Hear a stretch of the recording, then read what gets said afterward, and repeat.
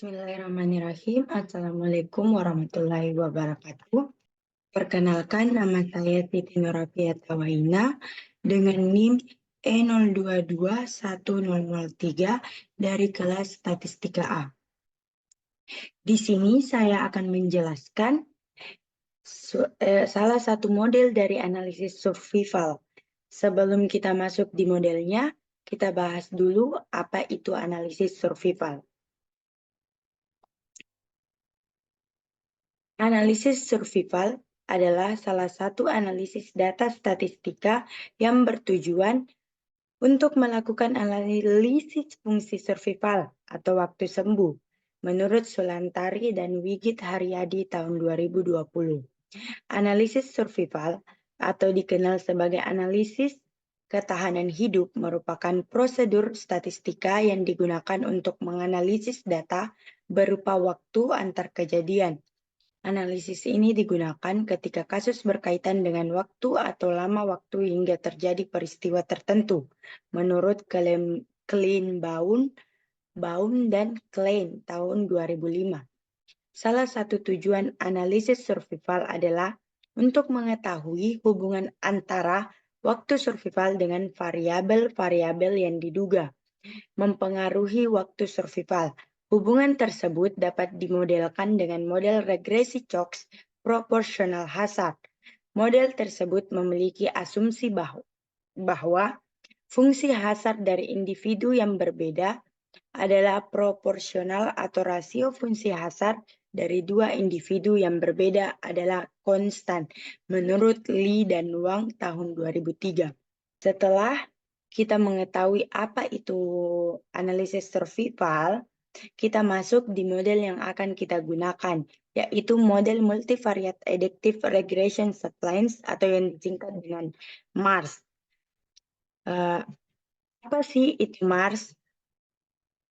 Multivariate adaptive regression spline atau yang disingkat MARS adalah salah satu model regresi non-parametrik yang dapat digunakan ketika bentuk fungsi hubungan antara variabel respon dan prediktornya tidak diketahui, menurut Irwan dan Wardani tahun 2017. Metode ini tidak mengasumsikan secara khusus jenis hubungan linear, kuadratik, kubik di antara variabel respon dan prediktornya, menurut Budiantara tahun 2006. MARS merupakan sebuah model statistik yang memiliki kombinasi yang kompleks antara metode spline dengan rekursif partisi untuk menghasilkan estimasi fungsi regresi yang kontinu. Menurut Friedman tahun 1991, tiga komponen penting yang saling berinteraksi dalam metode MARS adalah basic function atau yang disingkat BF, maximum interaction, dan minimum observation. Seperti di judul tadi, kita akan membahas pengaplikasian model MARS pada suatu kasus. Kasus yang kita ambil kali ini itu dari jurnal Sains dan Seni ITS volume 1 nomor 1 tahun 2012 yang ditulis oleh Sofa F. Nisa dan Inyoman Budiantara yang berjudul Analisis Survival dengan pendekatan model multivariate adaptive regression splines pada kasus demam berdarah DBD. Nah, karena kasus kita itu tentang DBD, maka kita harus mengetahui apa itu DBD. Demam berdarah Dengue atau DBD adalah infeksi yang disebabkan oleh virus Dengue yang dapat mengakibatkan demam akut. DBD merupakan salah satu manifestasi simptomatik dari infeksi virus Dengue. Penyakit DBD adalah penyakit yang menular disebabkan oleh virus Dengue dan ditularkan melalui nyamuk Aedes. Tanda-tanda dari penyakit DBD yaitu dengan demam berdarah mendadak 2-7 hari tanpa ada penyebab yang jelas, lemas atau lesu, gelisah, nyeri pada hulu hati, dan disertai pendarahan pada kulit, berupa pedicin, purpura, ekimosis, epistaxis, pendarahan gusi, hematemesis, melena, hepatomegali, trombositopenia, dan kesadaran menurun. atau renjatan menurut Arsin tahun 2013. Membahas jurnal tentang analisis survival dengan pendekatan multi-predictive replacement pada kasus demam berdarah dengue atau yang disingkat DBD. Yang pertama, metodologi penelitian, kedua, hasil penelitian, ketiga, kesimpulan. Sumber datanya itu dari data sekunder berupa data rawat inap pasien demam berdarah di Rumah Sakit Umum dan Swasta di Kabupaten Gresik tahun 2011 yang didapat dari Dinas Kesehatan Kabupaten Gresik sebanyak 169 data. Variabel penelitiannya variabel penelitian yang digunakan adalah sebagai berikut. J-nya sama dengan lama rawat inap pasien di rumah sakit dalam hitungan hari. X1-nya itu jenis kelamin, X2 itu umur, X3 itu kadar hematokrit, X4 kejadian perdarahan, X5 kejadian Choquet atau sindrom, dan X6 itu kejadian pembesaran hati, dan ke X7 itu jumlah trombosit. Terus langkah-langkah penelitian itu menentukan data survivalnya, dengan menghilangkan data tersensor, mendeskripsikan karakteristik pasien DBD yang diteliti, menduga distribusi data survival, menentukan fungsi Baseline hazard, mengestimasi fungsi survival dan fungsi hazard kumulatif, mendapatkan martingale residual, mengidentifikasikan pola hubungan antar martingale residual dengan variabel prediktor. 8 pemodelan dengan Mars dengan kombinasi basis fungsi, 142128, maksimum interaksi 123 dan minimum observasi 0123. Mendapatkan model terbaik dari nilai GCF minimum, memodelkan Cox proportional hazard dengan pendekatan Mars, interpretasi model, terus menentukan tingkat kepentingan untuk tiap-tiap variabel yang signifikan pada model, terus yang terakhir menyimpulkan hasil analisis. Terus hasil penelitian itu karakteristik pasien DBD. Sebelum dilakukan deskripsi tentang karakteristik pasien, maka dilakukan deskripsi tentang data survival yang digunakan. Pada tabel 1, total datanya itu 169, tersensor 49, jadi pengamatannya itu 120. Jadi yang digunakan itu menggunakan data sebanyak 120 data. Terus ini deskripsi pasien DBD. Ratanya umurnya itu 12 tahun dengan kadar hematokrit rata-rata 41,25% dan jumlah trombosit 79.566 berdasarkan nilai median yang dihasilkan. Diketahui bahwa dari 120 pasien DBD yang diteliti, terdapat lebih dari 60 pasien yang berumur di atas 9 tahun dengan kadar hematokrit sebesar 41,65% dan jumlah trombositnya sebanyak 75.000. Ini jumlah gambarnya ini menunjukkan proporsi pasien DBD berjenis kelamin laki-laki cenderung lebih tinggi dari pasien perempuan. Selain itu, diketahui pula bahwa proporsi pasien yang mengalami kejadian perdarahan lebih tinggi daripada pasien yang tidak mengalami pendarahan. Namun sebaliknya, untuk kejadian shock dan perbesaran hati, proporsi pasien yang tidak mengalami kedua kejadian tersebut lebih tinggi daripada pasien yang mengalami kejadian tersebut. Terus pendugaan distribusi digunakan untuk mengetahui distribusi data survival yang digunakan. Fungsi distribusi ini digunakan untuk mengestimasi fungsi survival dan fungsi hazard kumulatifnya. Fungsi distribusi ini juga digunakan untuk mengetahui fungsi baseline hazard yang digunakan pada pemodelan. Gambar 2 ini histogram dari data survival, gambar data yang digunakan dalam penelitian.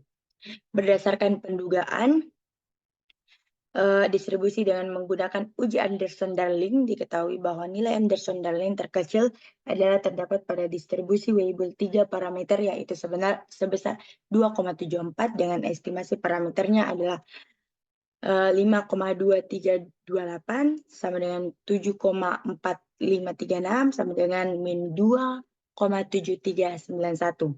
Berdasarkan hasil estimasi parameter untuk distribusi Weibull 3P, ini maka fungsi Bessel-Nasr yang dapat digunakan adalah sebagai berikut. Estimasi fungsi survival dan fungsi dasarnya itu, fungsi survival digunakan untuk mengetahui probabilitas kesembuhan pasien dan fungsi Hazard kumulatifnya digunakan untuk mengetahui tingkat kesembuhan pasien DBD. Hasil estimasi fungsi survival dan fungsi Hazardnya sebagai berikut. Waktu survivalnya itu 1, 2, 3, 4, 5. Tabel 3 menunjukkan bahwa semakin lama pasien menjalani rawat inap, maka probabilitas kesembuhan pasien semakin rendah.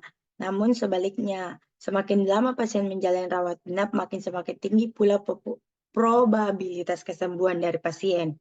Hal ini dapat disimpulkan bahwa probabilitas kesembuhan pasien berbanding terbalik dengan tingkat kesembuhan pasien.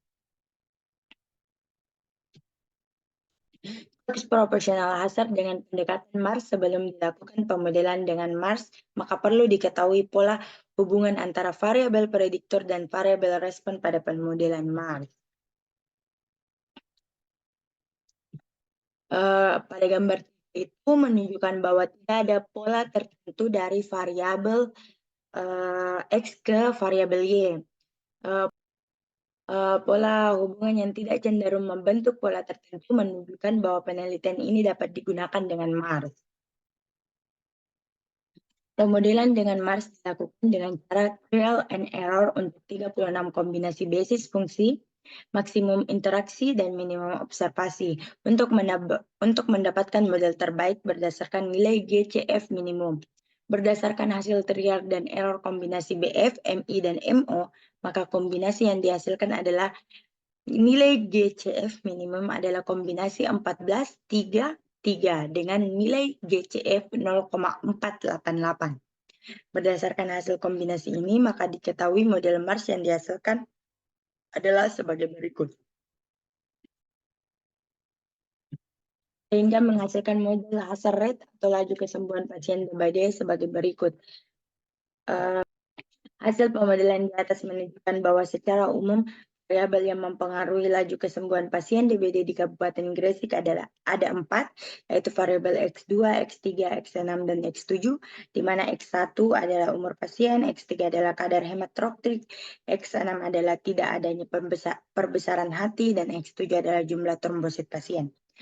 4 variabel yang telah disebutkan ini mempengaruhi pengaruh yang baik terhadap model, baik secara individu maupun ketika berinteraksi dengan variabel lain. Tabel 4 itu menunjukkan interaksi pada basis fungsi, menunjukkan interaksi antar variabel yang mempengaruhi laju kesembuhan pasien DBD, sementara untuk variabel yang berpengaruh secara individu adalah jumlah trombosit dan kadar hematokrit. Tabel 5 tingkat kepentingan variabel.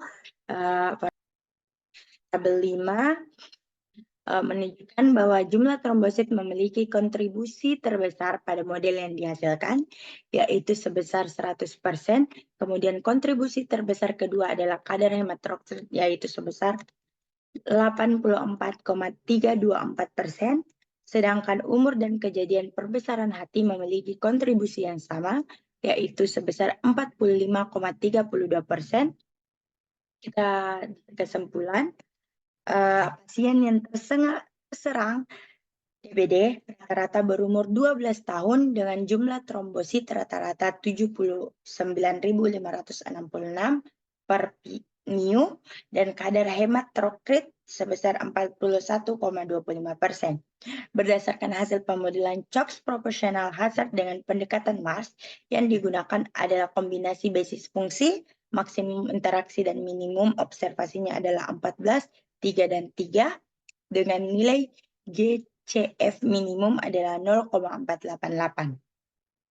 Variabel yang berpengaruh terhadap laju kesembuhan pasien DBD secara individu adalah jumlah trombosit dan kadar hematokrit. Selain itu, diketahui pula bahwa variabel yang berpengaruh adalah adanya interaksi antara usia pasien dengan kejadian perbesaran hati, kadar hematokrit dengan perbesaran hati, kadar hematokrit dengan jumlah trombosit, dan interaksi antara usia.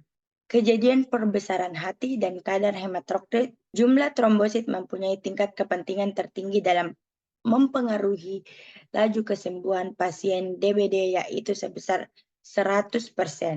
Sedangkan kepentingan tertinggi kedua adalah persentase kadar hematokrit sebesar 84,324%, kemudian umur dan pembesaran hati mempunyai tingkat kepentingan sebesar 45,32%.